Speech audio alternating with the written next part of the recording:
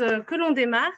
Donc, tout d'abord, un grand merci d'être aussi nombreux aujourd'hui pour ce webinaire Sorezo, donc, qui a pour thématique comment financer ma Green Tech. Donc, très rapidement, je vais me présenter. Donc, moi, je suis Yasmine Kertinger. Je travaille notamment au sein de l'agence Grand Innov Plus en tant que chef de projet Green Tech. Et je suis accompagnée aujourd'hui par Aurore Chabert, notamment, qui va être là auprès de vous, je dirais, dans la partie un petit peu technique du webinaire, qui, du coup, travaille également avec moi sur le programme Sorezo.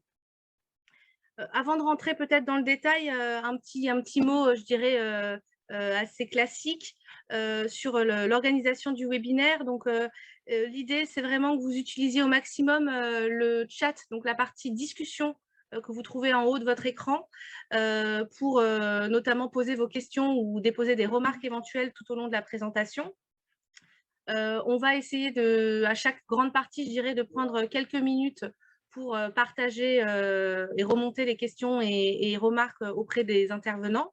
Mais ne vous inquiétez pas, à la fin du webinaire, on a également un temps dédié, hein, bien sûr, à d'autres questions-réponses. Donc, si vous souhaitez plutôt les garder pour la fin, vous pouvez également.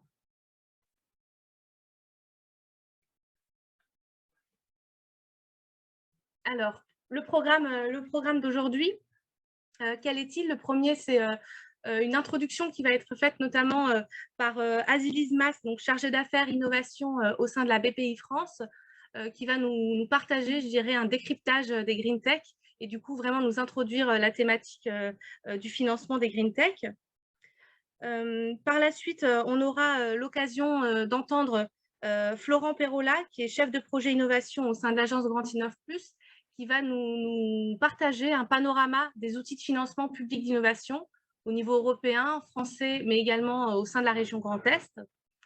Nous aurons ensuite l'occasion d'avoir un retour d'expérience et l'exposition, je dirais, de l'écosystème des fonds d'investissement Green Tech par Philippe Tandeau de Marsac, côté agence Grand Innov, et également Guillaume Laffineur pour un retour d'expérience de Déméter. Et enfin, nous finirons par une présentation de l'ADEME par Julia Meyer et également Yann Carbin, qui vont nous présenter justement les financements publics ADEME dédiés à la transformation environnementale des entreprises et des Green Tech. Donc, je laisse la parole à Azilis pour démarrer. Merci Yasmine. Bonjour à tous. Réduction de la consommation d'eau, de gaz, d'électricité, limiter ses déchets, les transformer, redonner sa place à la biodiversité. Ce sont des gestes dont on parle tous les jours, au quotidien, chez soi, mais pas uniquement. Tous ces gestes, ce sont aussi ceux des entreprises et des collectivités. Que vous travaillez depuis longtemps sur le sujet, que ce soit en réflexion ou que vous soyez offreur de solutions, la transition environnementale est l'affaire de tous. Aziz Mas, BPI France, chargé d'affaires innovation. Je vais vous parler des Green Tech en France. Pour commencer, BPI France, pour ceux qui ne connaîtraient pas, en quelques mots, la banque publique d'investissement en France, qui est financée par des fonds publics à plus de 95% avec l'État et la Caisse des dépôts et consignations. BPI France accompagne et finance les sociétés, de la petite société à l'ETI, à travers ces différents métiers, que ce soit le financement, le court terme et également les investissements en fonds propres. BPI France, c'est aussi des missions d'État à travers la garantie, le financement international et l'innovation. Donc dans tout ça, vous me direz, la Green Tech, où est-ce qu'on la trouve? BPI France a réalisé en 2020 une étude en interrogeant des dirigeants de tout secteur et de toute taille. 80 et 86%, qu'est-ce que c'est? Ce sont les pourcentages des dirigeants respectivement qui considèrent que le changement climatique appelle à une réaction d'urgence et d'autre part qui se sentent concernés par les objectifs mondiaux de baisse d'émissions carbone. D'un autre côté, vous avez les 30%. 30%, ce sont seulement les dirigeants qui ont un plan d'action au sein de leur entreprise. La question, c'est pourquoi un tel écart entre les 30% et les 80-86% de l'autre côté? Cet écart, les dirigeants l'ont formulé à travers les 3 freins qui sont le manque de moyens financiers, l'absence de technologie et le manque de reconnaissance client. Pourquoi cette étude? Tout simplement parce que la taxonomie verte européenne, aussi appelée Green Deal, a été annoncée et est rentrée en vigueur depuis janvier de cette année. Elle vise à prendre d'importantes mesures pour construire un écosystème de finances durables pour réduire, entre autres, la transition bas carbone. Aujourd'hui, elle adresse plus de 11 000 organisations, que ce soit des institutions financières, des entreprises de plus de 500 salariés et les 27 États membres. C'est en réponse aux freins des dirigeants qui viennent d'être cités et à cette réglementation que des acteurs se mobilisent pour accompagner les entreprises. On citait effectivement, par exemple, l'ADEME, les régions et BPI-France. Alors, à qui s'adresse le plan climat? Les entreprises pour leur mise en transition, la filière d'énergie renouvelable, et bien évidemment, les green tech. Le webinaire d'aujourd'hui est « Comment financer ma green tech ?» Finalement, qu'est-ce qu'on entend par green tech dans la transition environnementale? Chez BPI France, et certainement plus largement, la green tech, c'est un offre de solutions innovantes, que ce soit produits, services, technologies, mais aussi les services, les process, pardon. Elle impacte positivement, elle a un impact positif sur l'environnement, que ce soit auprès des entreprises ou des consommateurs finaux, et ce, en contribuant significativement à au moins un objectif environnemental de l'Union européenne. Parmi ces 6 objectifs que vous avez sur le côté, il y a l'atténuation du changement climatique, une adaptation au changement climatique, l'utilisation durable et une protection des ressources aquatiques et marines, la transition vers une économie circulaire, la prévention et la réduction de la pollution, et pour finir, la protection et la restauration de la biodiversité et des écosystèmes. Bien évidemment, celles-ci ne seront pas considérées comme green tech si, à côté de leur réponse, elles ont un impact fort négatif sur l'un des autres objectifs. Ainsi, les green tech répondent à un besoin de transformation profonde des sociétés et des économies, justifié par, on le disait, l'urgence écologique et climatique et l'accélération qui s'est faite suite à la mise en place de la réglementation. Pour répondre donc aux 6 objectifs de la taxonomie qu'on vient de citer, il y a 6 verticales d'action. On voit sur le graphique effectivement que les green tech peuvent avoir une action qu'elles adressent soit du côté énergie renouvelable et industrie verte pour à peu près 50%, et les autres possibilités d'action, c'est l'environnement, l'agriculture, l'agroalimentaire, une mobilité propre et la construction durable. En quelques chiffres, effectivement, sur tous ces éléments, on peut voir qu'il y a 1800 green tech françaises qui ont été recensées à peu près en 2021, dont 50% créées ces 5 dernières années. En soutien à la création des startups, le soutien à la création des startups est indispensable pour assurer l'émergence des sociétés de demain qui répondent effectivement à l'enjeu de la transition. Parmi les exemples que vous avez sur l'écran, il y a Voltinov, MyFood et Ifitech qui sont locales et qui vous parleront peut-être. D'autres chiffres qu'on peut citer en 2021, sur l'étude qui a été faite par l'étude du Lab par BPI France, c'est que sur les 1800 sociétés Green Tech en France, BPI France en a financé à peu près la moitié, jusqu'à présent, avec des financements qui sont à peu près à 586 millions d'euros, donc 2 fois plus en 2020, des investissements en fonds propres pour 200 millions d'euros pour 21 sociétés en France, et à côté, il y a 100 millions qui ont été investis, 100 millions d'euros investis en fonds de fonds. À côté des financements, il y a un point clé pour BPI France, c'est de contribuer également avec l'écosystème à travers l'accompagnement des sociétés, que ce soit les startups, les green tech ou les entreprises en transition. BPI France le fait comment? BPI France le fait avec des diagnostics que l'on propose de différents types, et qui sont financés à 50% par BPI France et réalisés par contre par des experts externes. D'autres chiffres qui pourraient être intéressants effectivement à citer, qui ne sont pas sur cette slide, ce sont les 70% des green tech qui ne sont pas situés sur Paris, mais au niveau national, donc en dehors de l'Île-de-France, avec entre autres effectivement le Grand Est. Il y a déjà plus de 60 millions d'emplois directs qui ont été créés, un chiffre d'affaires de 3 milliards et un très fort potentiel dans les prochaines années pour aller jusqu'aux objectifs qui sont visés. Si vous souhaitez en savoir plus sur tous ces chiffres, il y a l'étude qui est complète sur BPI France Big Media, donc n'hésitez pas effectivement à le consulter. Pour finir, les green tech représentent un enjeu majeur pour relever le défi de la transition environnementale, et les chiffres de financement qui sont cités ici concernent BPI France. Heureusement, on n'est pas les seuls effectivement à agir pour accompagner les sociétés. Il y a différents financements, et je vais laisser effectivement la parole à Florent Perrola pour entrer un peu plus dans le détail.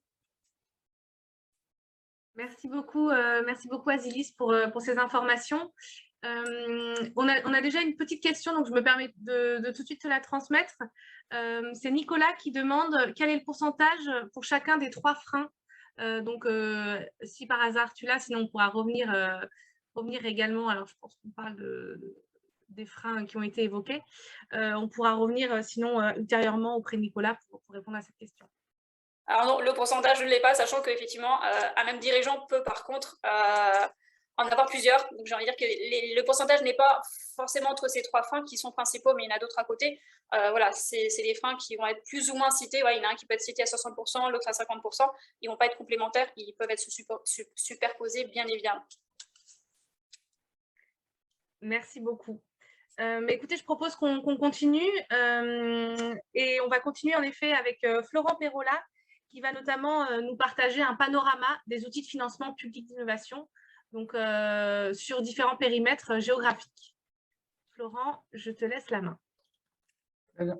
Bonjour à tous, donc Florent Perrola, chef de projet innovation au sein de Grand Innov+.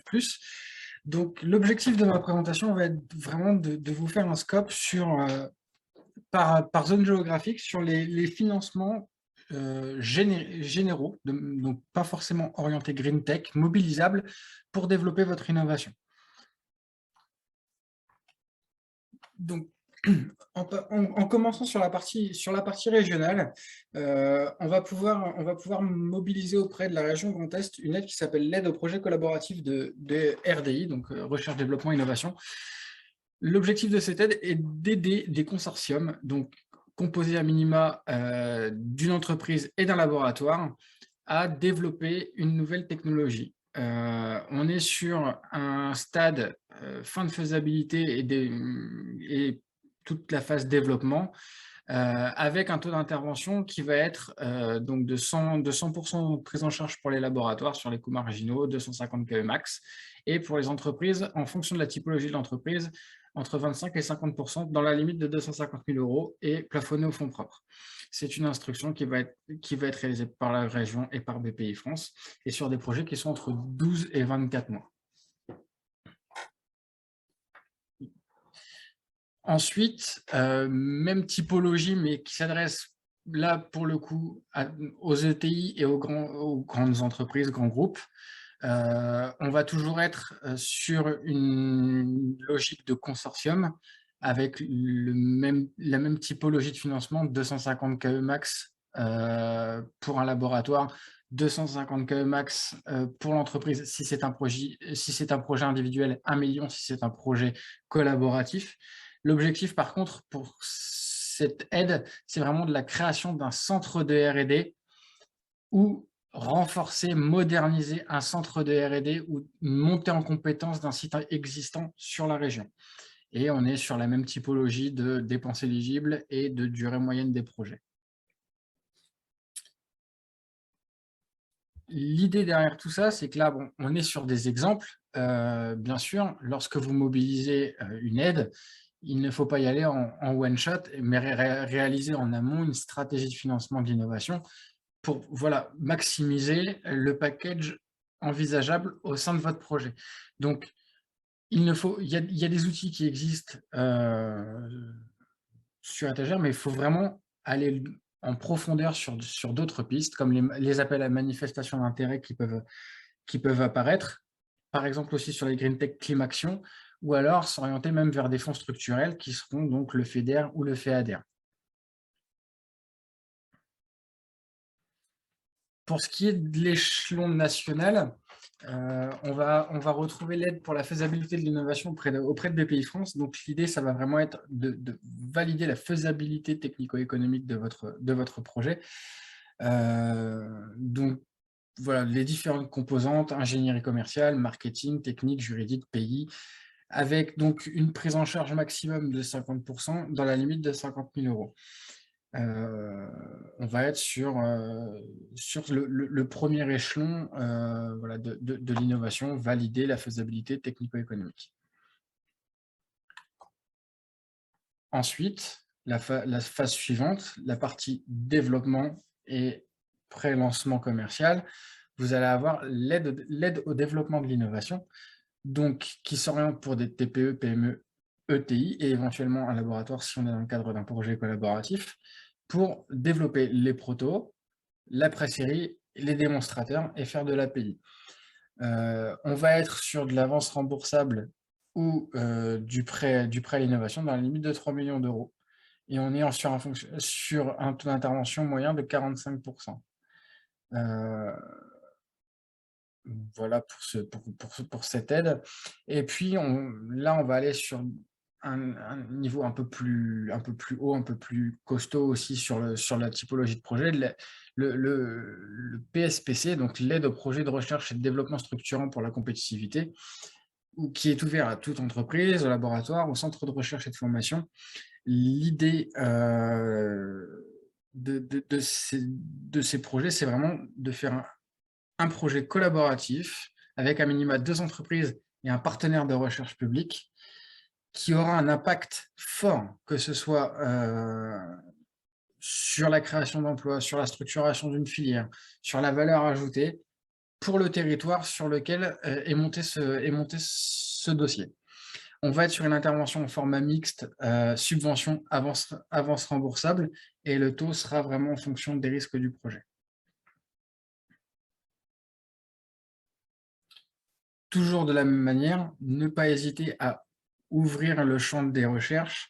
On peut trouver des choses auprès de France Relance, la NRT pour ce qui va être, par exemple, les bourses CIFRE pour avoir un doctorant, recherche auprès de l'ADEME, auprès de France Agrimaire, les appels à projets qui sont en cours, à venir, etc. Prendre en compte la fiscalité de l'innovation. L'idée dans cette thématique, c'est de dire, vous allez utiliser un appel à projet pour prendre en charge une partie de votre projet, mais votre reste à charge peut aussi être optimisé via la fiscalité. Et puis, dernier point, certaines initiatives privées peuvent aussi financer, aider à financer, du moins, votre projet.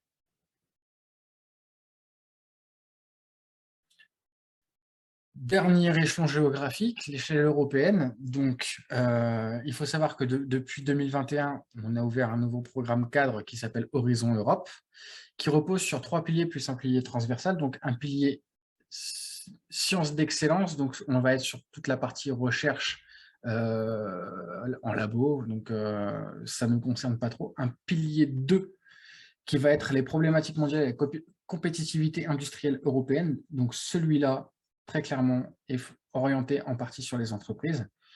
Et puis, un pilier Europe plus innovante, avec ce qui va être en lien avec les écosystèmes de l'innovation.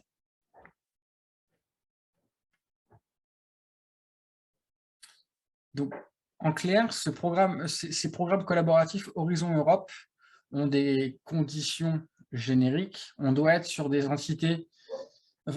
projets qui sont composés de 3 entités de 3 pays différents à minima, et il faut répondre à un topic. C'est-à-dire que vous allez avoir une ligne d'appel à projet qui va dire on recherche pour cet appel une entreprise Green Tech qui travaille sur tel procédé exactement.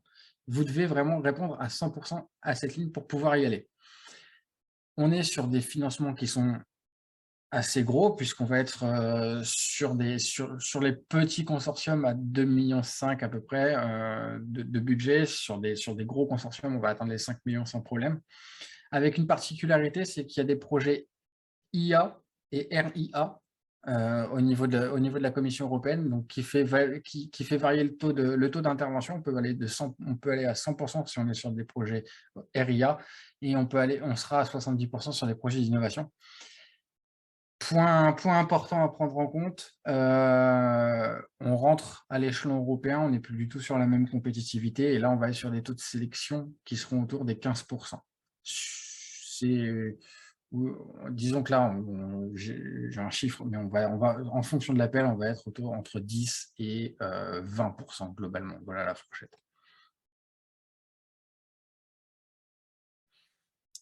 Alors, l'EIC Accelerator, c'est un programme qui fait partie d'Horizon Europe, mais géré par l'EIC, donc l'European Innovation Council. L'idée de cet appel à projet est d'aider les pépites européennes à développer leur projet d'innovation et de rentrer avec un fort impact sur le marché. On va pouvoir aller présenter un projet en fin de faisabilité, faire toute la phase de développement et le lancement commercial. La petite subtilité par rapport à ce que je vous ai présenté avant, c'est qu'on est sur des appels à projets en bottom-up. C'est-à-dire que vous n'avez pas à répondre à une ligne bien précise. Peu importe votre projet, vous pouvez candidater. Chose intéressante, on candidate seul, pas de consortium, pas besoin de partenaires européens. On est sur des financements qui seront entre 500 000 et 2,5 millions, plus un optionnel en equity qui peut aller jusqu'à 15 millions d'euros. Le taux d'intervention sera autour de 70%. Par contre, là, on est vraiment sur le top niveau européen et on est sur des taux de sélection qui seront entre 5 et 10% quand ça se passe au mieux. Eurostars. Alors, Eureka Eurostars, on est sur, pareil, un dispositif qui est très orienté entreprise. L'idée est de finaliser le développement de votre innovation à l'échelon européen. Par contre, on va être sur un petit consortium puisque le consortium doit avoir minimum 2 entités sur la zone Eureka. Donc là, on ne va pas être sur la zone Horizon Europe, on va être sur une zone Eureka. Donc elle est un petit peu élargie. La particularité de l'Eurostars est que le projet doit être porté par une R&D Performing SME, c'est-à-dire que c'est une entreprise qui doit consacrer minimum 10 ETP de son effectif en R&D ou 10 ETP en R&D ou 10% de son effectif en R&D ou consacrer 10% de son chiffre d'affaires à de la R&D. Et le financement est variable en fonction des pays. Donc en amont, vous devrez voir avec votre partenaire les règles de financement au sein de son pays. Pour ce qui est de la France, on va être à 40% pour la R&D Performing SME, 30% pour les autres entreprises et 40% des coûts complets pour les laboratoires limités à 100 000 euros.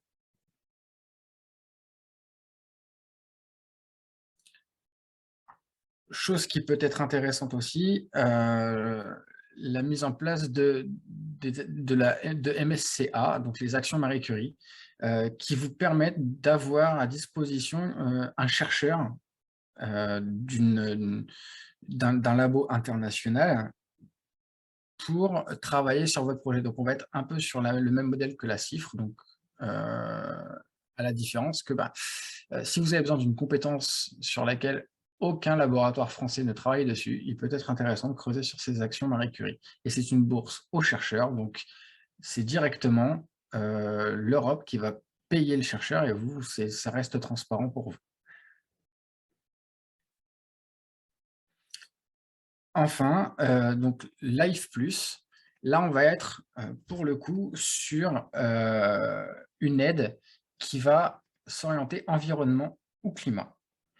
L'avantage aussi, c'est qu'on peut y aller seul ou en partenariat en fonction de l'appel et en fonction de votre projet. On va être sur un dépôt qui pourra, en fonction des appels, être en 2 étapes.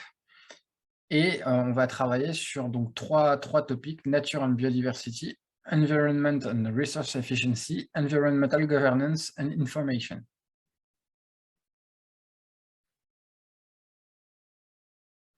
quelques exemples de projets européens, qui sont passés, donc qui peuvent vous inspirer un petit peu. Là, l'idée, vraiment, c'est du purement informatif. Et on va donc ensuite passer sur le scope accompagnement des startups en région Grand Est. Au niveau des startups, la région Grand Est a mis un package assez intéressant pour l'accompagnement au développement de l'entreprise. C'est que dès la création de l'entreprise, et même en anté-création, vous pouvez avoir une bourse qui sera donc à mettre en fonds propres de 30 000 €, qui doit avoir, en fait, l'objectif est de déclencher un effet levier, puisque vous allez gonfler les fonds propres et donc gonfler finalement le montant que vous pourriez obtenir maximal au niveau des aides publiques par la suite. Et c'est pour ça que, dans ce sens, une fois les premiers développements réalisés, vous pourriez ensuite prétendre à aller chercher l'aide au premier développement de la R&D, qui est une aide qui sera en subvention, qui pourra aller jusqu'à 150 000 €, qui finance 40% de l'assiette éligible dans la limite des fonds propres, d'où la bourse proposée en amont.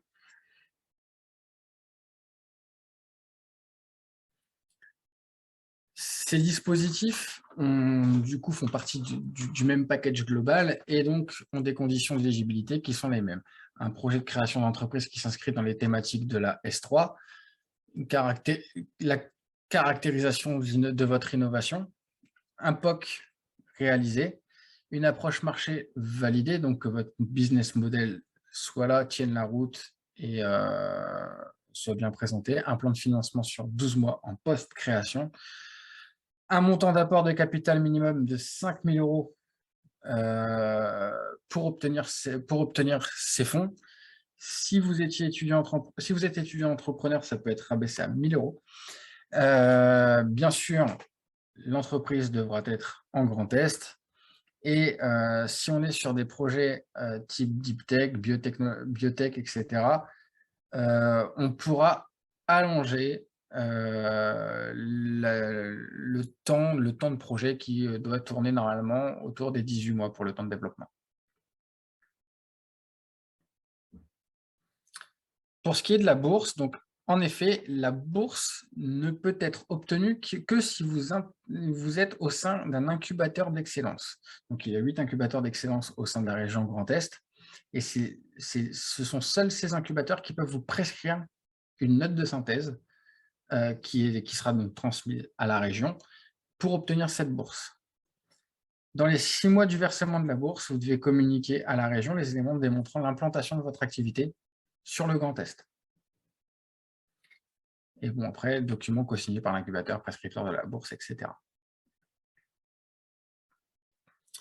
Pour ce qui est de l'aide au premier développement, donc l'aide R&D startup, vous pourriez demander une bonification IA si vous avez une partie importante au niveau intelligence artificielle au sein de votre projet, et un avis nous sera demandé dans ce cas-là. Une quote-part minimale de 25% du programme de développement doit être sur des travaux de R&D. Donc, quand vous présentez votre projet, il doit vraiment rester 25% d'intensité de recherche, à minima, avant les premières étapes de commercialisation. Et puis, donc, l'aide est sur 12 mois, peut aller sur 24 mois maximum sur justification d'un projet de haute intensité technologique.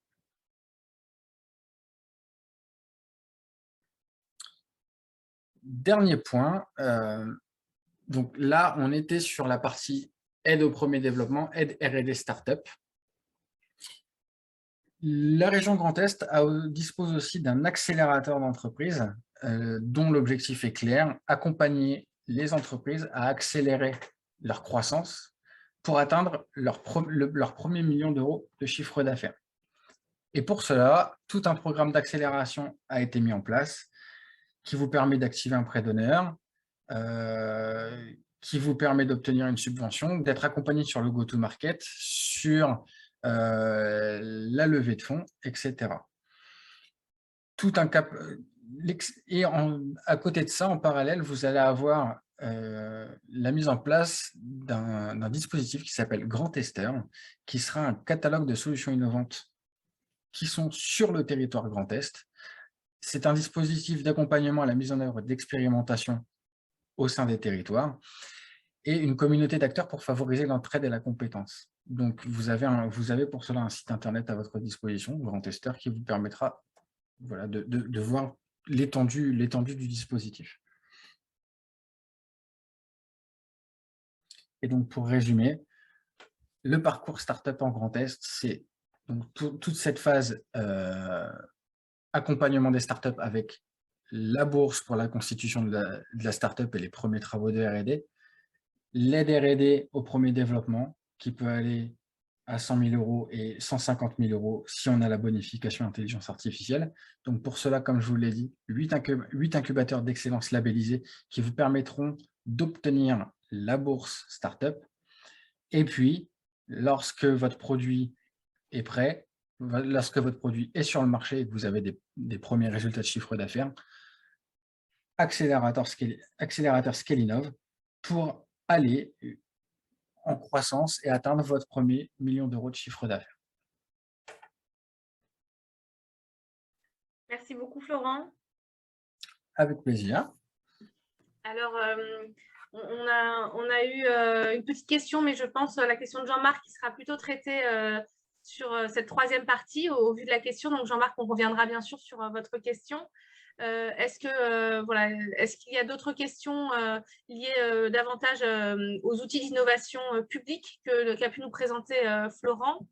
Et si ce n'est pas le cas, de toute façon, voilà, je souhaitais vous rassurer également sur le fait que la présentation vous sera partagée et que l'ensemble du webinaire est enregistré pour pouvoir le regarder ultérieurement également.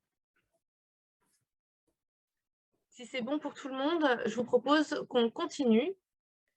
Donc, on va continuer avec une prochaine partie sur notamment une présentation de l'écosystème des fonds d'investissement Green Tech qui va nous être réalisée par Philippe Tando de Marsac, qui travaille notamment au sein de l'agence Grand Innov Plus.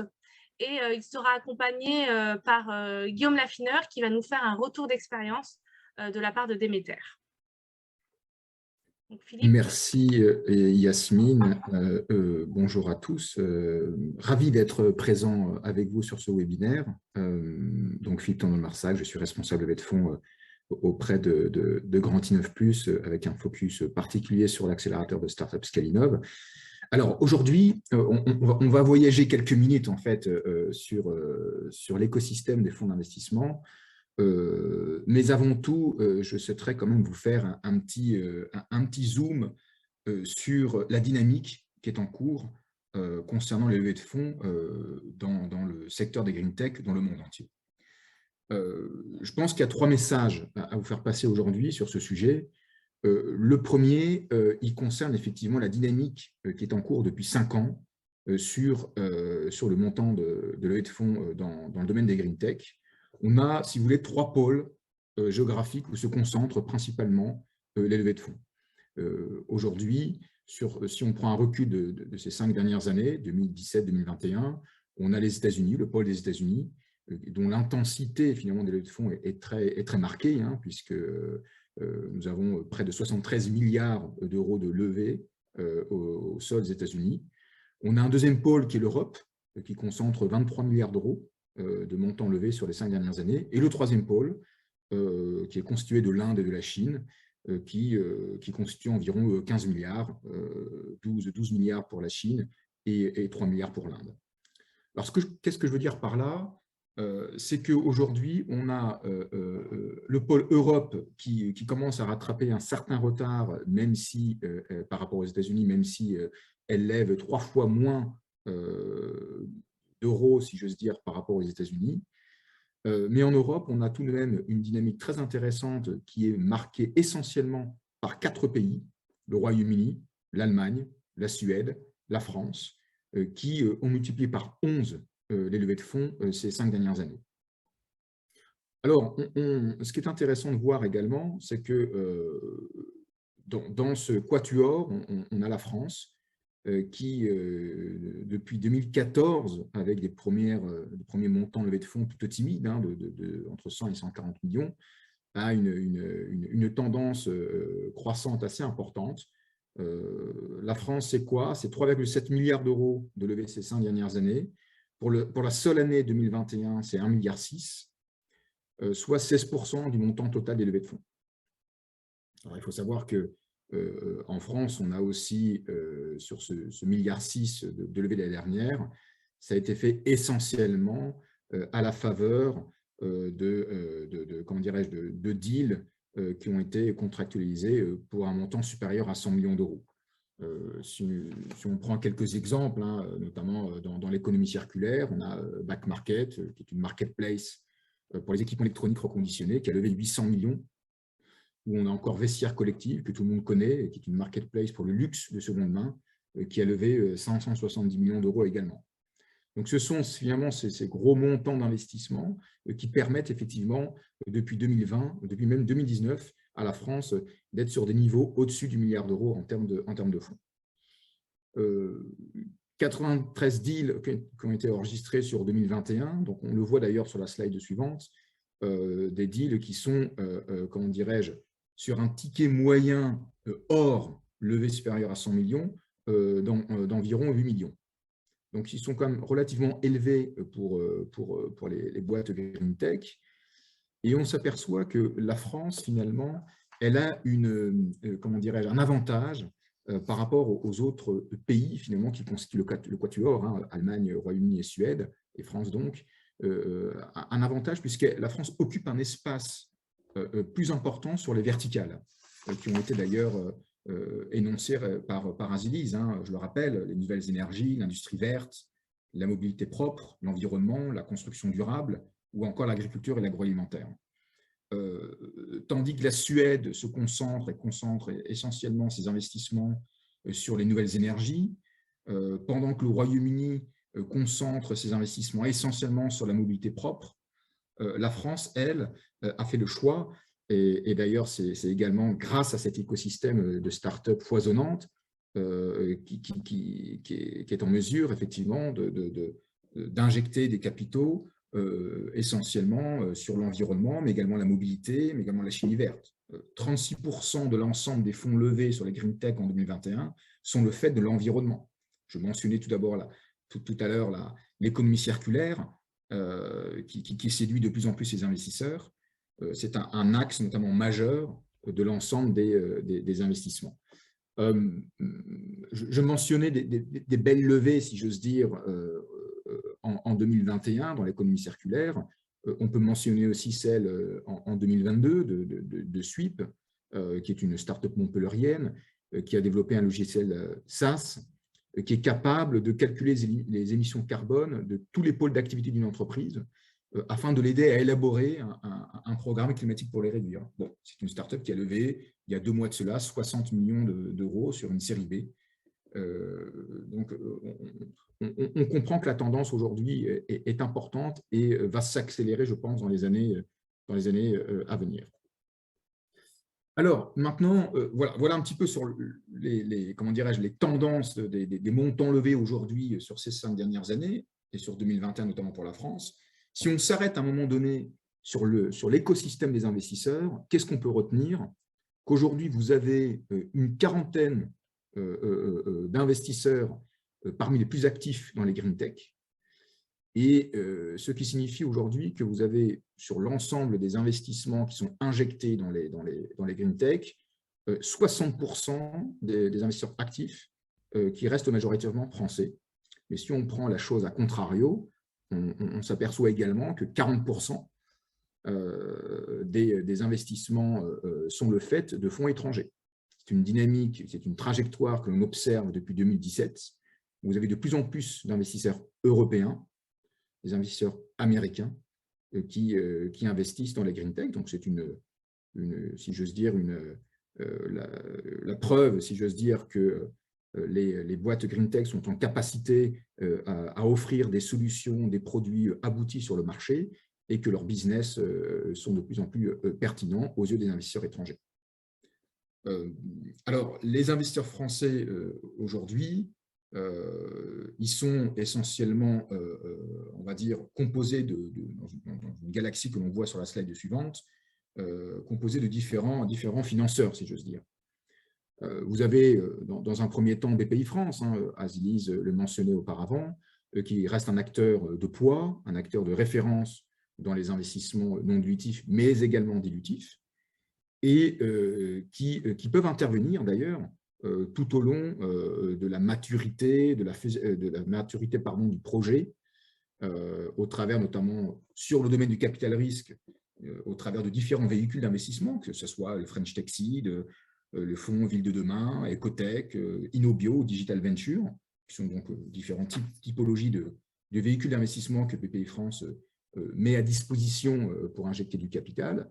Mais elle peut aussi intervenir en aval du projet sur l'industrialisation et sur la commercialisation, notamment à travers la SPI, donc les sociétés de projets industriels, qui en est à sa phase 2, avec une enveloppe, et corrige-moi si je me trompe, de 1 milliard d'euros environ. C'est un dispositif qui a été pérennisé et qui s'inscrit dans le cadre de la stratégie d'accompagnement des startups industrielles du plan France Relance 2030. Bpifrance intervient également sur le fonds Large Venture et le fonds de CapDev. Donc, sur vraiment l'ensemble de la chaîne de valeur des projets aujourd'hui en France. Bon, on ne va pas s'arrêter seulement à Bpifrance. On observe également, je peux revenir sur la slide précédente, que l'on a différentes typologies d'investisseurs. J'en mentionne une quarantaine qui sont essentiellement des investisseurs publics. Donc, on a mentionné Bpifrance, on aura l'ADEME tout à l'heure qui parlera.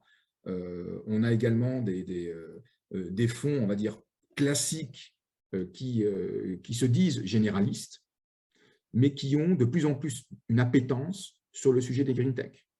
Donc, on le devine notamment dans la partie en bas à droite, sur les Other VC Funds, des fonds régionaux, nationaux, qui au début, finalement, en fonction de leur véhicule d'investissement, investissaient sur du B2B, sur du SaaS, par exemple, s'intéressent de plus en plus à la green tech.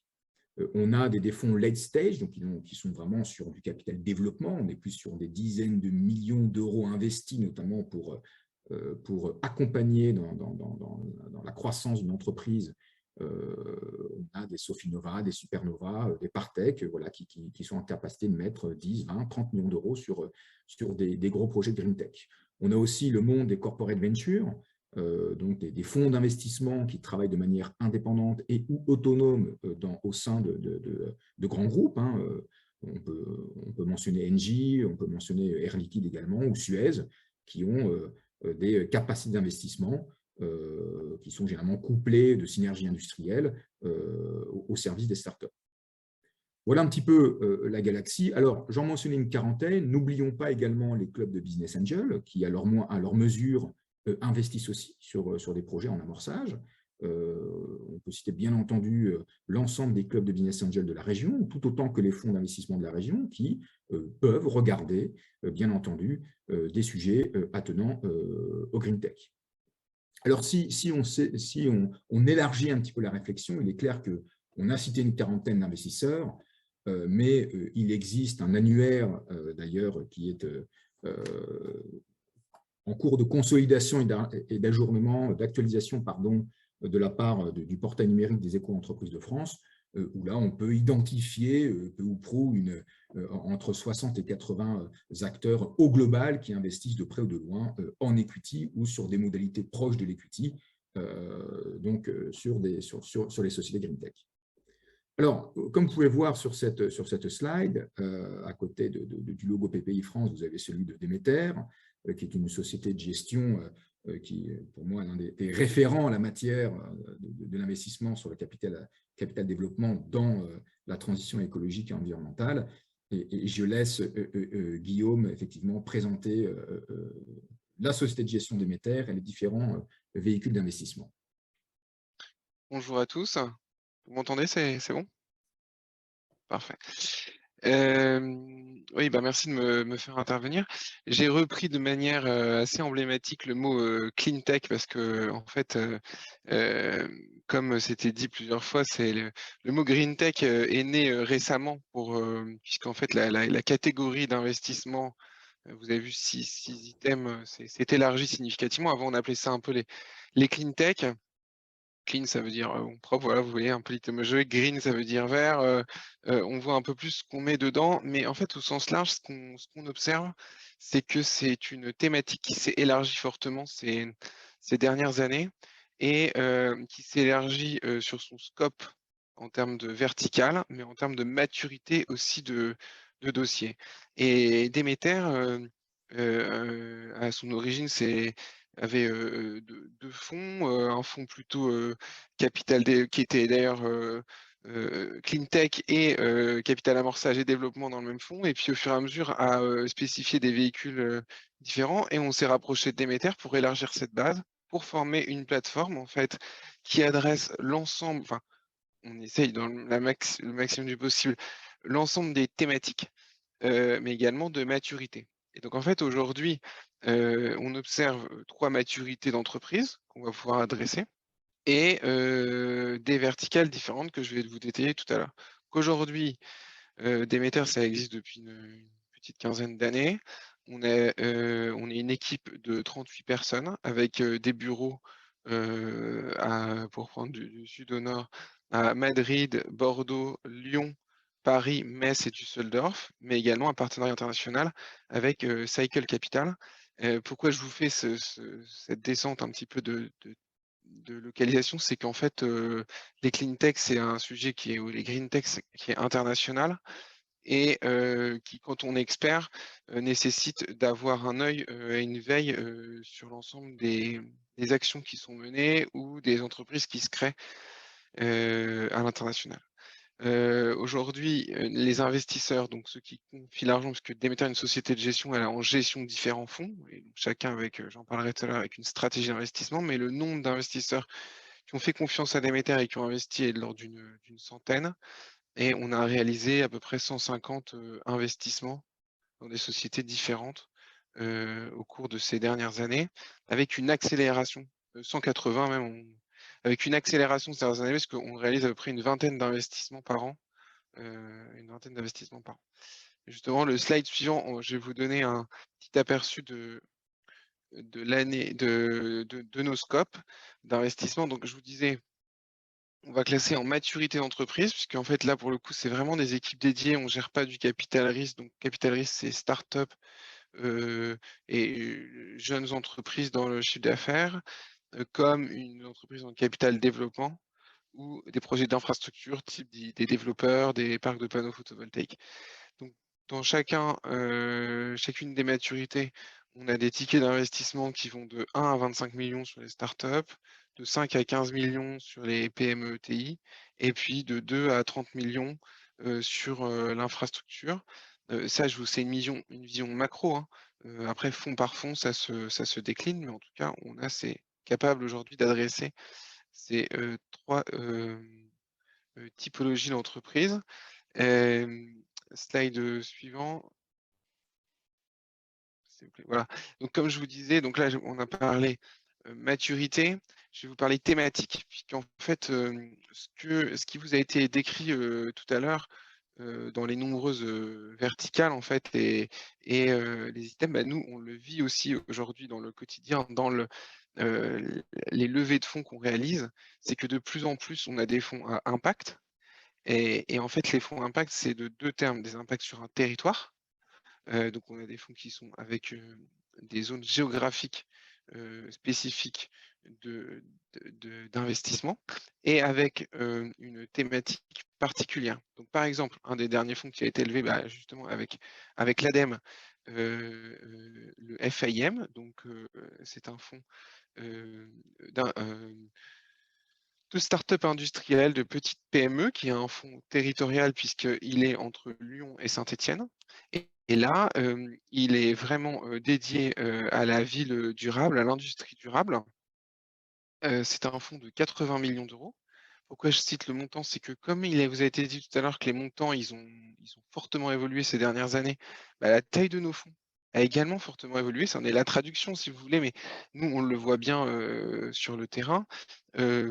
Hier, nos fonds d'amorçage étaient plutôt de 40 millions. Aujourd'hui, c'est 80 ou entre 80 et 150. Donc 80 millions. Et pourquoi? Parce que les besoins dans les entreprises sont plus importants pour aller plus vite à l'international, des projets importants. Donc là, typiquement, un fonds sectoriel thématique, géographique. On a un fonds, on a levé un fonds Vitirev qui est sur la viticulture durable. Donc là, l'équipe est basée à Bordeaux, mais c'est un fonds qui investit France, Espagne, Allemagne. Donc c'est tout autour de la viticulture, hein, c'est assez large.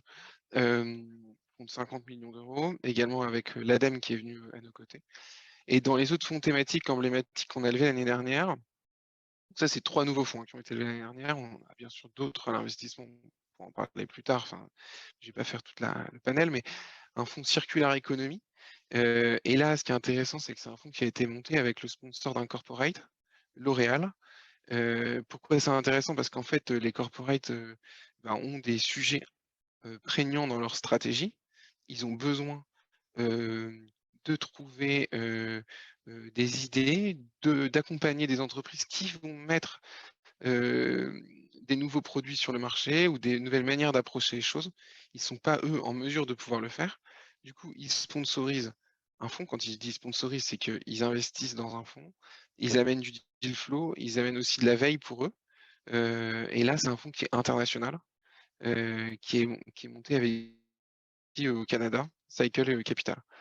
Donc voilà, aujourd'hui, Demeter, il y a eu ces 3 nouveaux fonds, ça fait à peu près une quinzaine de fonds différents sous gestion, 1 milliard d'euros d'actifs sous gestion. Et ce qui est intéressant, c'est qu'aujourd'hui, c'est une société de gestion indépendante qui est détenue par son équipe. Pour vous illustrer l'année 2021, vous avez vu année 2021, record en levée de fonds, vous le retrouvez sur une société de gestion, c'est aussi pour nous un record d'exécution, puisqu'on a fait une vingtaine de nouvelles opérations, donc ça veut dire de sociétés qu'on vient de rentrer dans le portefeuille. On en a refinancé 23, donc ça veut dire qu'on a fait en gros une opération par semaine. C'est 100 millions d'euros qui ont été investis en direct et 315 avec les co-investisseurs. Et on a réalisé une dizaine d'exits pour 47 millions d'euros. Et chose qui est intéressante, puisqu'en fait, c'est quand même un moteur qui est important, c'est que les clean tech hier, c'était beaucoup pour la veille technologique et un sujet, je ne vais pas dire politique, mais qui importait. Tout le monde se tournait en disant oui, il faut faire attention, il faut réfléchir durable, etc. Aujourd'hui, ça doit être dans l'ADN des entreprises, ça s'applique à tout le monde. Et c'est plus un nice to have, c'est un must have pour l'ensemble de l'économie. Donc ça s'invite à toutes les tables. Et c'est aussi rentable de faire ce type d'investissement. C'est important puisqu'en fait, c'est aussi ça qui a permis d'augmenter les levées, c'est qu'il y a eu des opérations significatives qui ont permis de faire gagner de l'argent. Et on n'attire pas les mouches avec du vinaigre. Il faut bien qu'il y ait des opérations qui permettent de gagner de l'argent pour qu'il y ait d'autres capitaux qui s'investissent. Et là, la pompe est amorcée, on peut dire. Et cette thématique, au sens large, n'est plus anecdotique dans le capital investissement. D'ailleurs, si on passe au slide suivant, pour vous rajouter, dans cette dynamique, on poursuit les levées de fonds et on va lever 3 nouveaux fonds sur 2022. Un fonds d'infrastructure également, un nouveau fonds qui va adresser les startups. Donc c'est Innovation for Adaptation and Mitigation, ça va être agri-innovation et ville durable, en tout cas Sustainable City and Agri, c'est assez large, il va être encore pan-européen ce fonds-là. Et puis un autre fonds Growth qu'on est en train aussi de préparer, et là qu'on vise à 300 millions d'euros pour des grosses PME ETI. Point important que je ne vous ai pas dit tout à l'heure, l'ensemble de nos fonds sont SFDR 9, ça vous dit peut-être pas grand-chose, article 9, mais c'est le plus haut niveau de réglementation sur l'impact des entreprises dans lesquelles on investit. C'est-à-dire que les entreprises dans lesquelles Demeter va orienter ses investissements, ce n'est pas des gens qui font ont la volonté de faire mieux, c'est des gens qui font mieux pour réduire l'impact en consommation d'eau, en consommation de carbone.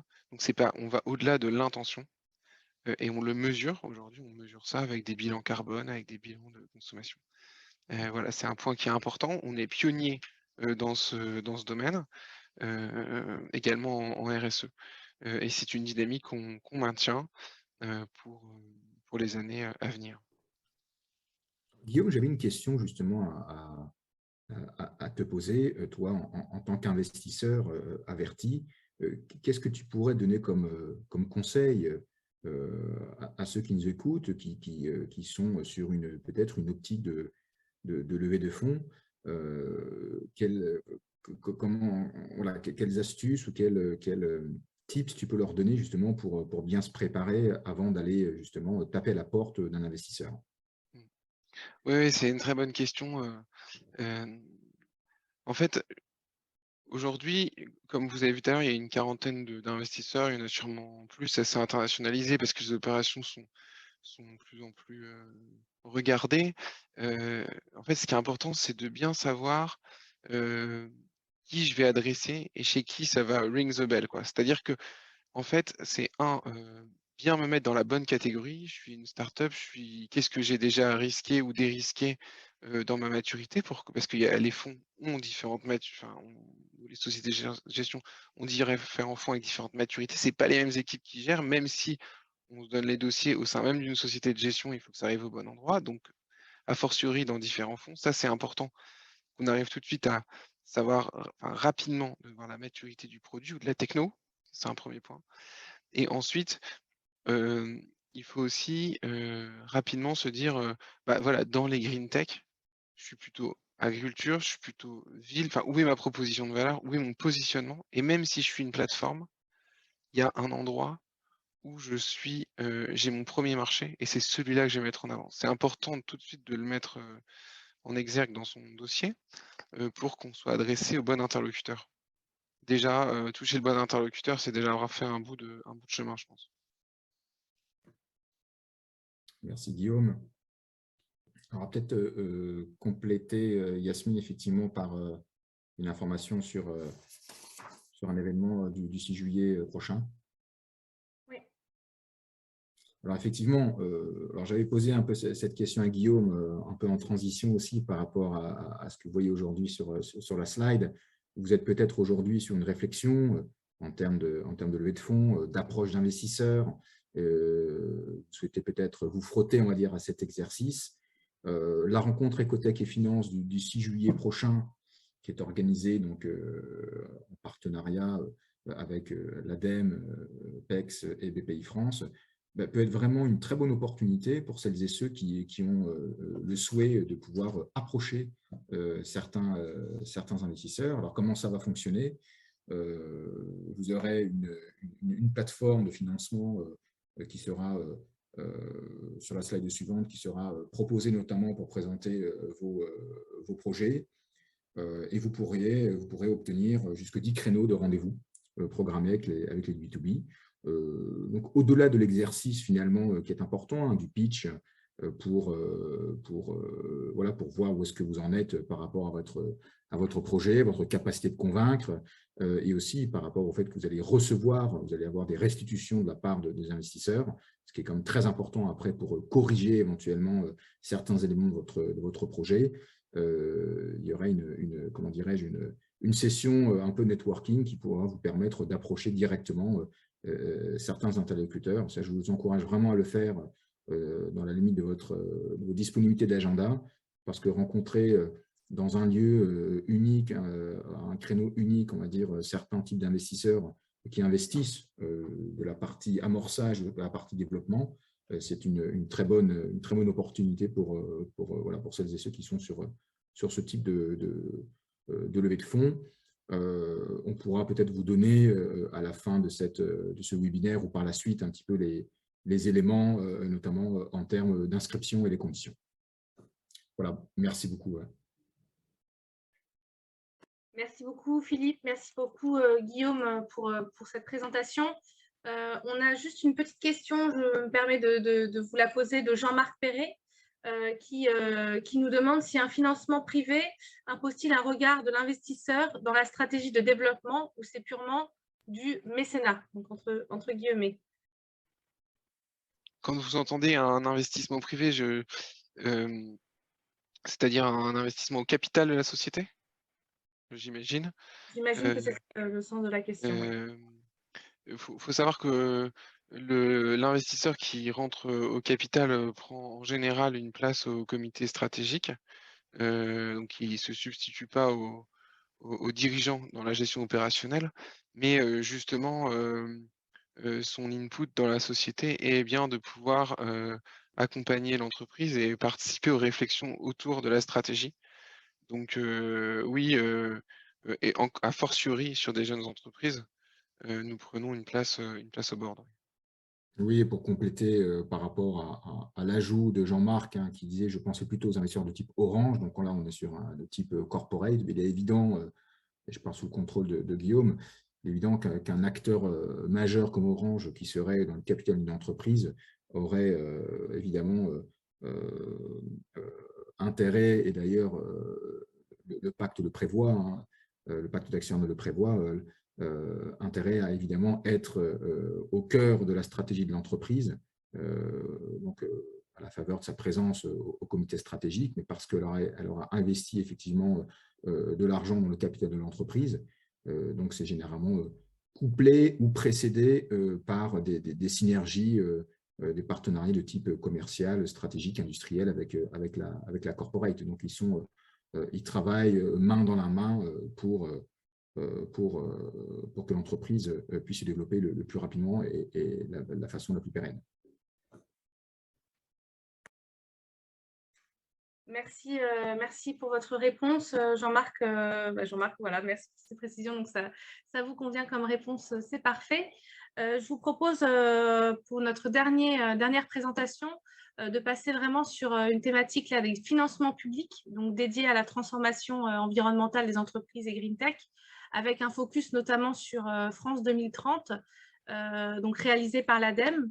Alors, nous avons notamment Yann Carbin, ingénieur transition énergétique, qui va pouvoir nous présenter du coup, les dispositifs mis en avant. On va commencer peut-être juste par d'autres slides et on remontera sur les slides précédentes tout à l'heure. Pas de souci. Merci, merci Yasmine. Tout le monde m'entend bien? C'est OK? Bon, alors je continue. Alors, je vais essayer de vous présenter assez rapidement. On a fait une petite synthèse, donc Yann Carbin de l'ADEME, Agence de la transition écologique. Donc, on a fait un exercice de synthèse sur l'ensemble des appels à projets existants à ce jour. Alors, dans le cadre de France 2030, c'est évidemment des appels à projets qui correspondent à notre thématique du jour sur le financement des Green Tech. Juste quelques mots sur France 2030 avant de démarrer là, sur les appels à projets. France 2030, donc, ça a été lancé fin d'année dernière, en octobre 2021. On est dans la continuité en fait, du plan de relance. Et alors, si vous n'en avez pas encore entendu parler de France 2030, vous allez sûrement en entendre parler. Donc, on est dans cette continuité du plan de relance. Et dans France 2030, en fait, on intègre maintenant le programme d'investissement d'avenir. Aussi, peut-être c'est un terme que vous connaissez un peu mieux, donc ce qu'on dit plus principalement le PIA version 4 d'ailleurs, plutôt maintenant aujourd'hui. Donc le PIA est intégré dans France 2030. Voilà, c'était juste pour information. Alors dans France 2030, c'est mêmes objectifs que le PIA. Donc on est bien sûr cette idée de transformer durablement les secteurs clés de notre économie, notamment par l'innovation et puis évidemment par l'investissement industriel dans un second temps. Au niveau des évolutions, c'est surtout aussi au niveau du financement que le programme France 2030 permet une évolution notable, puisque le PIA, donc le programme d'investissement d'avenir, c'était 20 milliards d'euros. Et dans le cadre de France 2030, on rajoute une trentaine de milliards. Donc, vous voyez que la partie finance est quand même, enfin, il y a moyen de financer beaucoup de projets avec France 2030. Donc voilà. Donc comme je disais, on a fait l'exercice de regarder un petit peu tous les appels à projets et puis de vous faire un document de synthèse. Donc, alors je m'excuse à l'avance, on va faire vraiment que survoler les appels à projets. On pourrait passer 2 heures sur chaque appel à projet.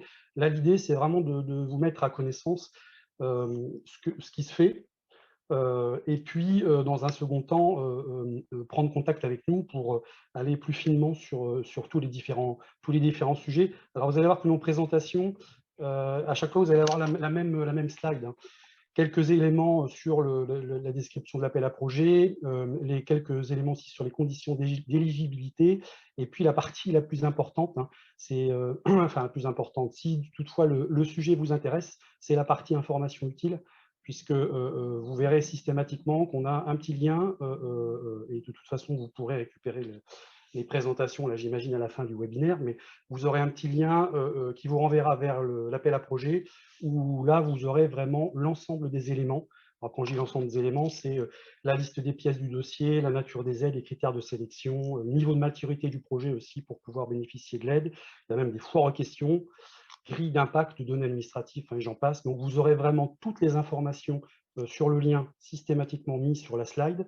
Et puis, bah, si vous avez encore des questions, il y a aussi le mail de contact systématiquement sur la slide. Donc là, pareil, n'hésitez pas à envoyer un mail. Ce sont nos collègues du siège qui sont derrière le mail et qui pourront répondre à vos questions, si toutefois vous avez des questions après avoir regardé tous les documents.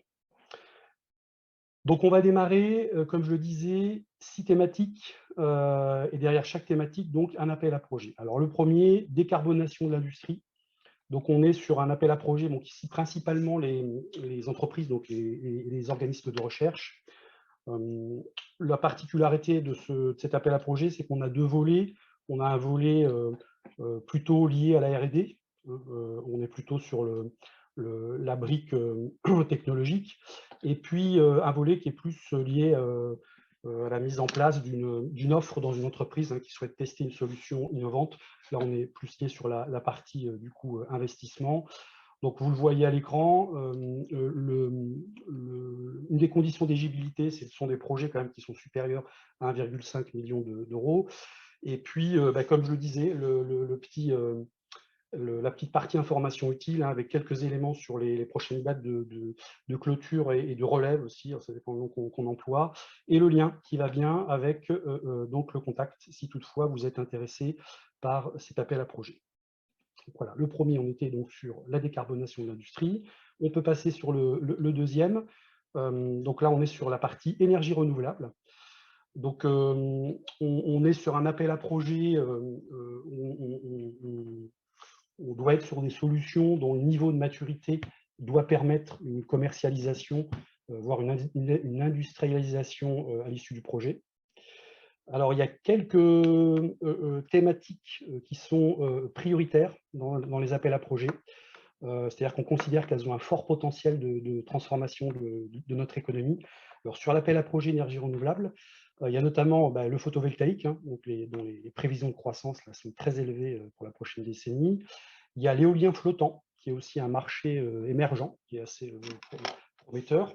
Et puis, il y a toute la question des réseaux énergétiques, qui là aussi vont connaître des transformations importantes là, dans les années à venir. Donc voilà, toujours même principe. Là, on est toujours sur des projets supérieurs à 1,5 million d'euros.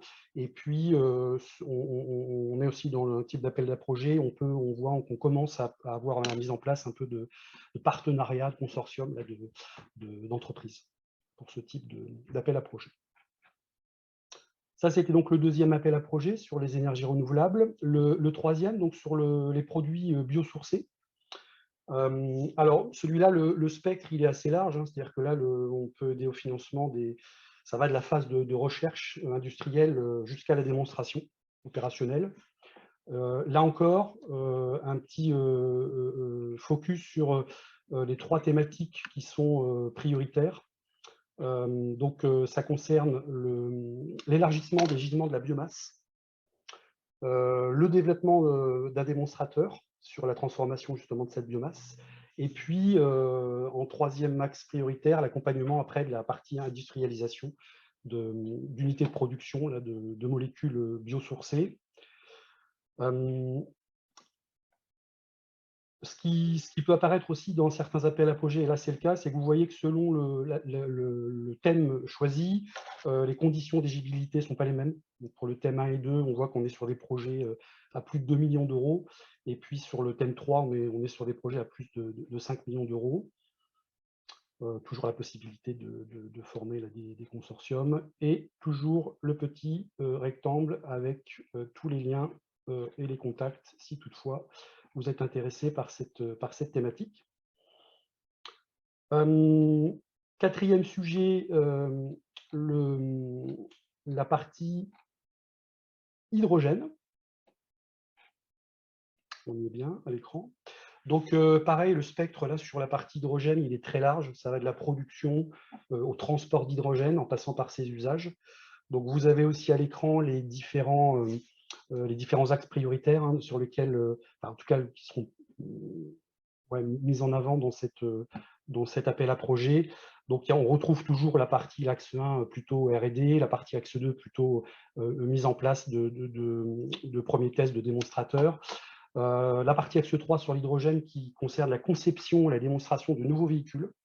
Donc là, on est sur un axe un peu différent. Et puis l'axe 4 sur la partie production avec les démonstrateurs, notamment d'électrolyse. On passe directement du coup à l'autre sujet, économie circulaire. Non, tu peux laisser, Yasmine, on n'avait pas fini. Ouais, tu peux revenir. Voilà, économie circulaire, on n'a pas encore complètement fini, il reste 2 appels à projets. Projet, donc, économie circulaire. Alors là, l'idée de cet appel à projet, c'est travailler sur l'ensemble de la chaîne de valeur en fait, du recyclage. Alors, je vous les ai remis à l'écran, tout ce qui concerne évidemment, on part de la conception des produits, la collecte et tri des déchets, la préparation de la matière, et puis après la réincorporation de la matière. Donc voilà, appel à projet concernant l'économie circulaire. Et puis le dernier sujet qui est la ville durable, où là, dans cet appel à projet, l'idée c'est de travailler sur les consommations énergétiques du bâtiment et d'accélérer notamment la décarbonation évidemment dans le bâtiment. Alors il y a quelques focus aussi dans cet appel à projet, notamment sur le chauffage, la partie rafraîchissement, le froid dans le bâtiment, c'est un gros sujet, la production d'eau chaude sanitaire et puis aussi le traitement de l'air. Alors vous avez sur cette slide-là, vous avez un petit tableau là, avec le système d'aide. Alors là encore, je n'ai pas le temps et on ne va pas faire un focus là, à chaque fois sur chaque aide par rapport aux appels à projets. Simplement, vous pouvez voir à l'écran que il faut vraiment nous contacter. Enfin, voilà, tout ça pour vous dire qu'il faut nous contacter parce que selon le type d'entreprise que vous êtes, selon la nature de votre projet, vous avez en termes de financement soit des aides remboursables, soit des subventions. Alors ça peut être un mix des deux, ça peut être soit aide remboursable ou c'est ou et. Donc il faut vraiment nous contacter en direct pour qu'on affine hein, et puis qu'on voit avec vous comment on peut vous aider. Voilà, et simplement vous dire aussi que pour ces appels à projets, il y a systématiquement une réunion de pré-dépôt. Alors je vous le dis parce que souvent elle est oubliée cette réunion. Alors c'est juste une réunion avant de déposer la totalité du coup de votre projet avec les équipes, donc du coup avec mes collègues du national, pour faire le point, hein, tout simplement. C'est pour vous orienter, pour voir si vous n'avez rien oublié, et puis pour voir aussi si le projet colle bien à l'appel à projet et si on va plus loin ou pas. Voilà. Donc, je le mets en avant parce que c'est un peu souvent oublié. Voilà. Et du coup, Yasmine, oui, tu as bien remis à l'écran. Alors, j'excuse ma collègue hein, qui a été obligée de partir là, à 15 h. On avait un petit peu de retard. Alors, je finis, alors c'est le même format là, sur des aides, pareil, appel à projet, dans tout ce qui est sur la thématique de R&D, notamment via l'appel à projet, la Perfecto que vous avez à l'écran. Donc, on est sur la notion là, de construire des méthodos, notamment basés sur les analyses de cycle de vie de produits. Voilà. On est sur ce type de projet. Même présentation, donc vous avez toutes les infos sur la partie conditions d'éligibilité et toujours le lien avec le contact si vous souhaitez, si vous êtes intéressé par ce sujet-là. Donc là, on est vraiment avec cet appel à projet sur la partie R&D, voilà, avec l'appel à projet Perfecto. Après donc, cet appel à projet, après la partie R&D, on accompagne aussi les projets de diagnostic d'éco-conception. Donc c'est la slide d'après, Yasmine, voilà. D'éco-conception. Donc là, sur ces sujets-là, ces projets visent à réaliser donc une évaluation environnementale en fait d'un projet existant ou à construire d'ailleurs, donc à travers la réalisation d'évaluations basées toujours pareil sur l'analyse du cycle de vie. Alors cet appel à projet-là, il touche l'ensemble des secteurs. Là, on n'est pas seulement d'ailleurs sur le secteur du numérique, mais comme pour les autres appels à projets qu'on a vus avant, il y a quand même quelques axes prioritaires, dont le numérique, l'agriculture et le textile, voilà, pour ces diagnostics d'éco-conception. Et la slide 3, tu peux passer à l'autre slide, Yasmine, s'il te plaît. Voilà. Donc après, simplement pour vous dire que bon, là, on suit une suite logique. Hein.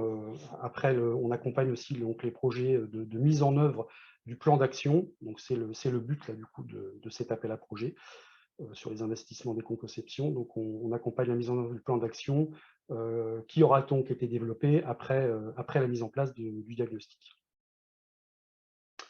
Voilà pour cet appel à projet. Et puis le dernier, alors c'est la thématique, c'est la valorisation de la chaleur. Il est un peu particulier celui-là, cet appel à projet, mais c'est un petit focus du coup sur les data centers. Autre sujet, on a vu beaucoup de sujets là, dans toutes ces diapos. Alors dans le cadre, ça c'est dans le cadre du fonds chaleur. On accompagne aussi les projets du coup de data centers qui revalorisent en fait leur chaleur fatale. Alors comme le font d'ailleurs un certain nombre d'entreprises. Donc c'est là encore, pour que vous l'ayez en tête, c'est un sujet nouveau, hein, ce travail là, avec les data centers et notamment la revalorisation de la chaleur fatale. Donc c'est un sujet qu'on souhaitait aussi mettre en avant dans ce webinaire. Et vous avez, comme sur les autres diapos, le petit lien qui va bien si vous souhaitez aller plus loin sur ce sujet-là. Yasmine, j'en ai fini.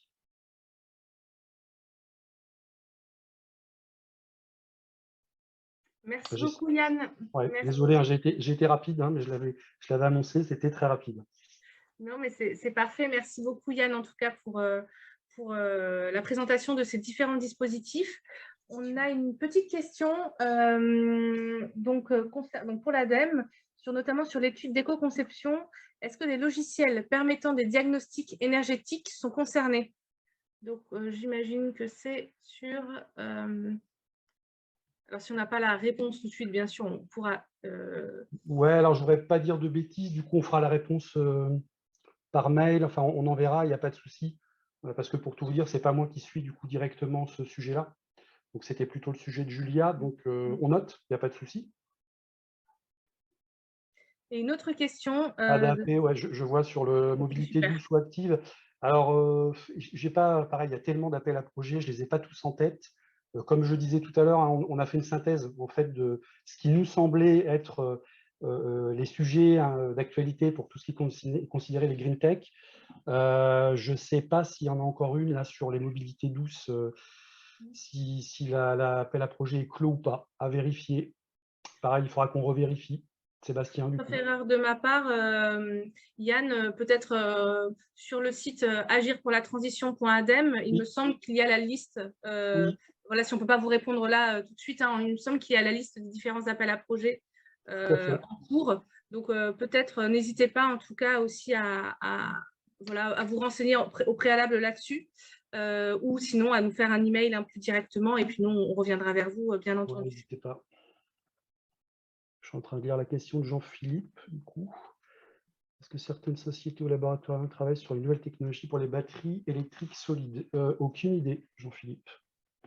Je ne sais pas. Je ne saurais pas répondre à ce niveau-là aussi. Je n'ai pas d'infos sur le sujet. On se note, en tout cas, Jean-Philippe. Ouais, en tout cas, on n'a pas été sollicité. Après, hein, on ne voit pas tout passer non plus hein, sur ces thématiques-là. Et Dieu sait si on a des thématiques.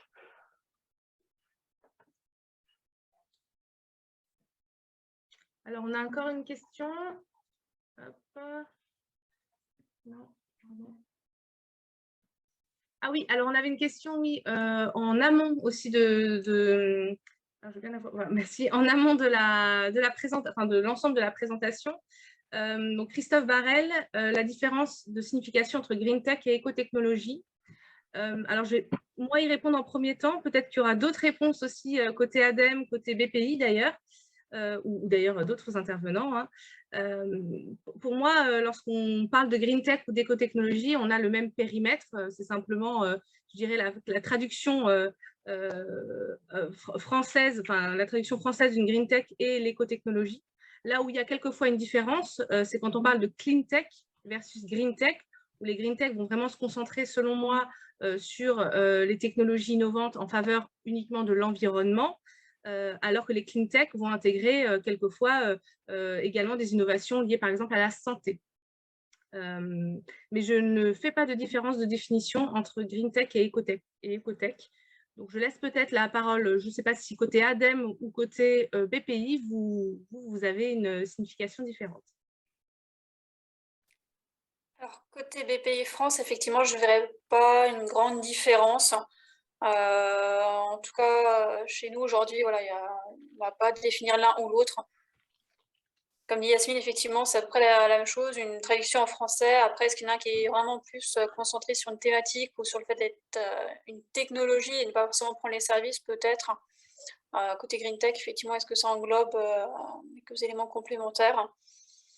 Ouais, je pense qu'aujourd'hui, il n'y a pas une définition qui est vraiment établie au niveau français ou européen sur une différence entre l'un ou l'autre. Donc, je ne sais pas du côté ADEME sur des éléments complémentaires. Mais... Non, enfin, moi, je n'ai pas de complément par rapport à ce que tu as dit, Yasmine, sur le sujet. Très bien, merci en tout cas. Alors, je ne vois pas... Ah, si, une autre question, pardon. Pour la BPI, donc Azilise, est-ce que le développement d'une low-tech permettant une green tech peut-elle être deep tech? Et du coup, j'imagine acquérir une bourse French Tech. Ça devient compliqué.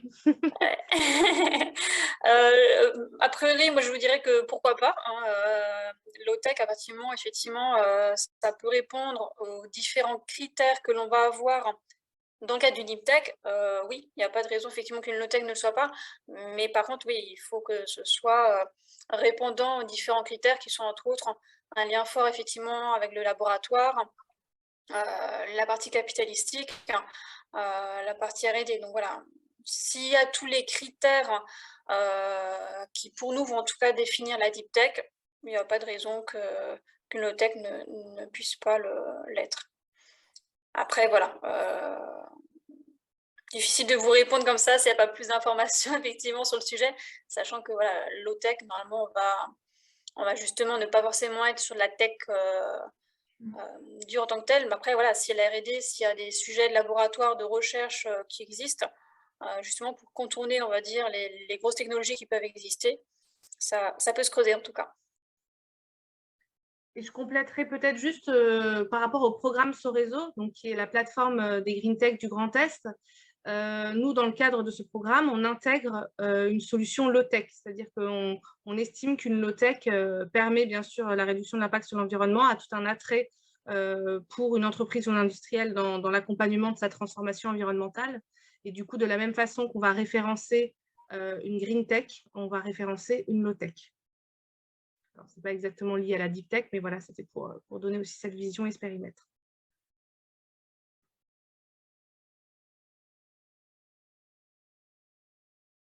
Alors, si nous n'avons pas d'autres questions, je vous propose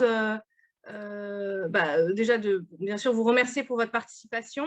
Vous rappeler qu'à la fin du webinaire, là, en quittant finalement ce webinaire, vous allez avoir une petite enquête vraiment très courte qui vous permet un petit peu de noter et puis d'indiquer vos remarques et vos commentaires par rapport au webinaire de ce jour.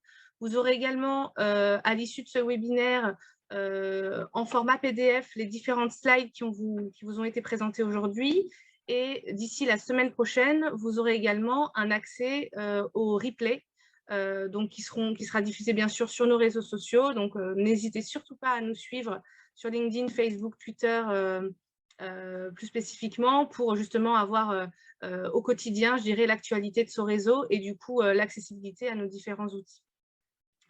Et puis, un dernier clin d'œil également à la plateforme Soréseau. N'hésitez pas à vous connecter. Donc, Aurore a pu vous mettre le lien dans le chat, à vous connecter, à découvrir l'outil Soréseau et à nous contacter si vous souhaitez en savoir plus sur ce programme et cet outil.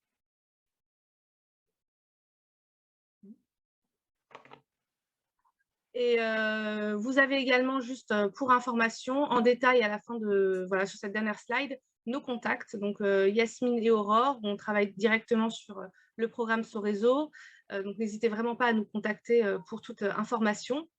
Et également pour information, à l'issue, enfin, après cet été, je dirais, au courant septembre-octobre, on prévoit d'organiser un prochain webinaire dédié à la performance environnementale et à la mesure de la performance environnementale d'une solution ou d'un projet innovant.